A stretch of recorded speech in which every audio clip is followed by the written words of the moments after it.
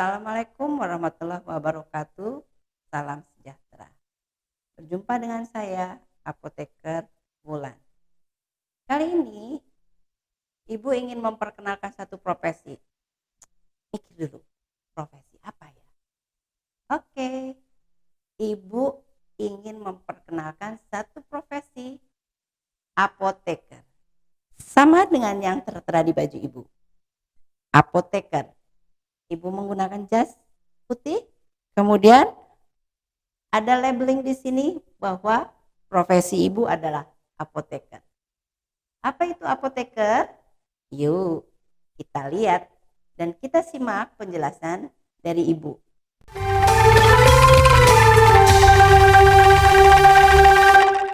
Ibu yakin di antara kalian pernah merasakan sebuah kondisi di mana badan merasa tidak nyaman atau kita sebut keadaannya tidak sehat alias sakit. Tentunya kalau sakit kalian pasti akan mengupayakan supaya badan kalian kembali ke kondisi yang lebih nyaman. Apa yang kalian lakukan? Biasanya kalian pergi ke dokter, kemudian setelah dari dokter kalian akan mendapatkan resep, kemudian mendapatkan obat. Sadarkah kalian peran di antara dokter sampai mendapatkan obat? Ada satu profesi yang layak untuk kamu ketahui. Itulah tadi apoteker. Siapa itu apoteker? Ya, berdasarkan peraturan yang dikeluarkan oleh Kementerian Kesehatan, profesi apoteker adalah termasuk tenaga kefarmasian, yaitu tenaga yang melakukan pekerjaan kefarmasian yang terdiri atas apoteker dan tenaga teknis kefarmasian. Apoteker adalah sarjana farmasi yang telah lulus sebagai apoteker, mengucapkan sumpah jabatan apoteker, dan menempuh pendidikan profesi setelah sarjana. Pendidikan profesi apoteker hanya dapat dilakukan pada perguruan tinggi sesuai peraturan perundang-undangan. Apa saja ruang lingkup pekerjaan apoteker? 1. Apoteker bisa menjadi seorang pendidik sebagai dosen atau bekerja di pemerintahan. Misalnya, sebagai pekerja di Badan Pengawasan Obat dan Makanan, bekerja di Kementerian Kesehatan, bekerja di BPJS, bekerja di BNN, bekerja di BKKBN. Kemudian, apoteker dapat berperan sebagai seorang peneliti dan pengembang. Misal, melakukan penelitian tentang keamanan obat. Profesi yang lain yang bisa dilakukan oleh seorang apoteker adalah di bidang produksi. Misal, di industri farmasi, industri kosmetika, industri makanan, industri obat tradisional, dan industri alat kesehatan. Kemudian, apoteker juga bisa berperan di bidang distribusi.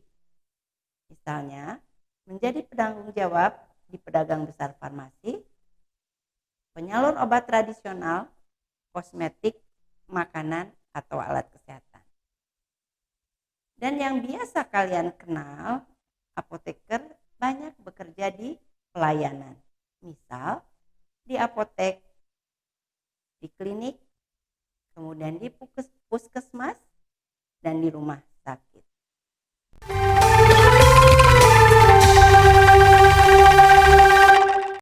Standar apa saja sih yang dilakukan oleh seorang apoteker? Ya, berarti standar pelayanan kefarmasian yang meliputi apa saja? Yang pertama adalah standar pelayanan informasi obat dan konseling. Maksudnya dan tujuannya apa? Agar tidak terjadi penyalahgunaan penggunaan obat. Bagaimana cara apoteker memberikan edukasi? Yang pertama, bisa dilakukan secara lisan atau verbal. Artinya, memberikan edukasi langsung kepada pasien atau konsumen di tempat pelayanan seperti apotek, klinik, dan rumah sakit. Kemudian, edukasi lain dapat dilakukan dengan cara nonverbal melalui tulisan yang bisa diunggah melalui media informasi yang terkait dengan informasi kesehatan.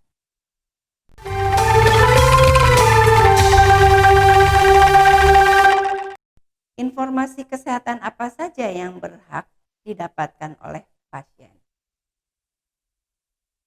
Yang pertama, pasien berhak mendapatkan informasi tentang indikasi dari obat.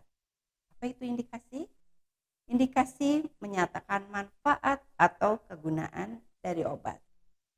Kemudian, pasien berhak mendapatkan informasi dari apoteker mengenai kontraindikasi, yaitu kondisi yang harus dihindari dalam penggunaan obat.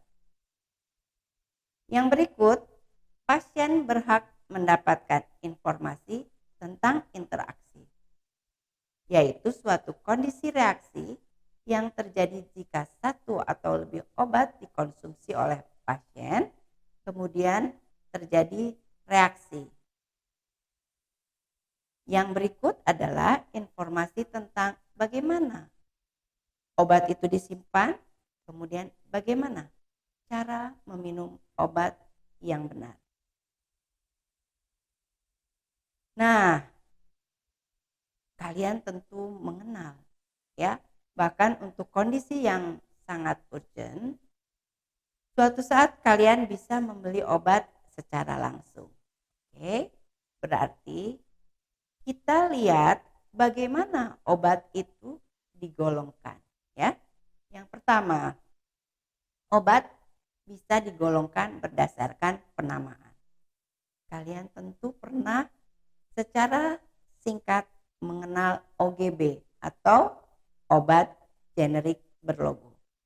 Jadi, berdasarkan penamaan, obat bisa digolongkan menjadi yang pertama adalah obat paten. Ya, obat memiliki hak paten biasanya dalam term waktu 20 sampai 40 tahun.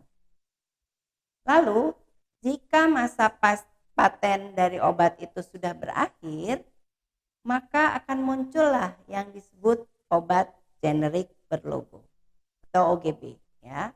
Yang lain adalah obat generik yang bermerek. Sedangkan berdasarkan penggunaan, obat bisa digolongkan sebagai obat dalam atau obat oral, yaitu obat yang cara penggunaannya melalui mulut, diminum, dikunyah.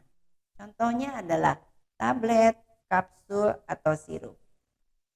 Kemudian obat luar atau obat topikal, yaitu obat yang digunakan tidak melalui mulut. Contohnya adalah obat yang dioleskan di kulit, obat injeksi, ovula, atau suppositoria.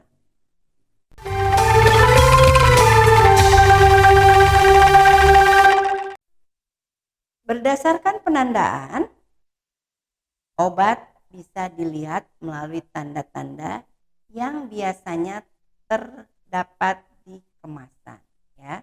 Yang pertama, ada obat yang menggunakan lingkaran hijau. Itu artinya adalah obat bebas yang bisa dibeli tanpa menggunakan resep dokter. Kemudian obat dengan tanda lingkaran biru itu adalah obat bebas terbatas ya. Obat bebas tanpa menggunakan resep dari dokter, tetapi biasanya disertai dengan peringatan ya. Peringatannya biasanya P1 sampai dengan P6 yang bisa dilihat di dekat kemasan. Kemudian yang berikut adalah obat yang menggunakan lambang lingkaran merah, yaitu obat-obat yang bisa diperoleh dengan menggunakan resep dari dokter. Kemudian dibelinya adalah di apotek, terutama apotek yang memiliki apoteker berpraktek. Kemudian satu tanda lagi adalah menggunakan lingkaran putih dengan gambar cross ya. Itu menunjukkan obat-obat golongan narkotika yang hanya dapat diperoleh menggunakan resep dari dokter, kemudian harus disertai dengan pelaporan. Ya.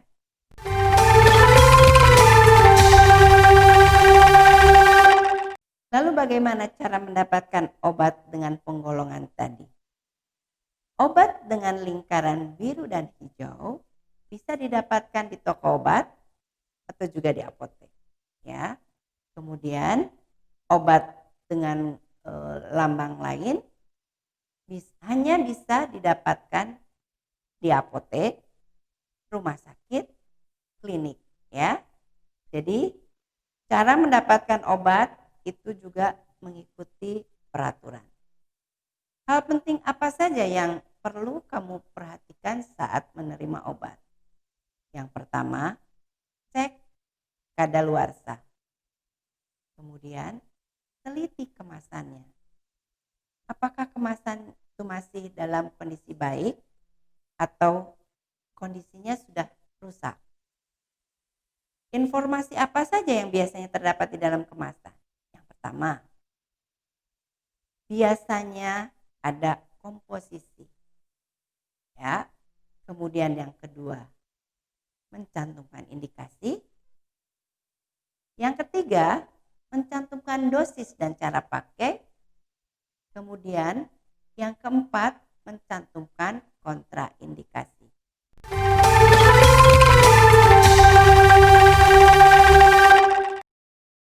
Baik, apalagi yang perlu kalian perhatikan? Yang berikut adalah kadaluarsa. Kemudian HET atau harga eceran tertinggi, nomor registrasi obat, dan produsen.